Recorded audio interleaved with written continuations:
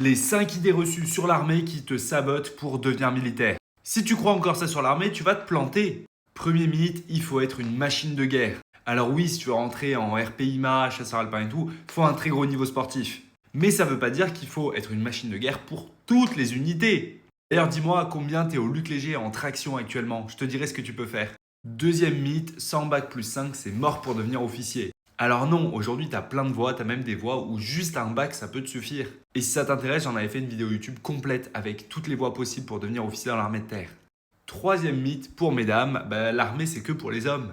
Alors clairement c'est un milieu plutôt masculin, c'est un métier plutôt masculin, mais ça ne veut pas dire que c'est réservé aux hommes, surtout en 2025. Même dans la Légion étrangère, il y a des femmes. D'ailleurs dis-moi si tu le savais en commentaire. Alors elles ne sont pas légionnaires mais sur des postes adjoints.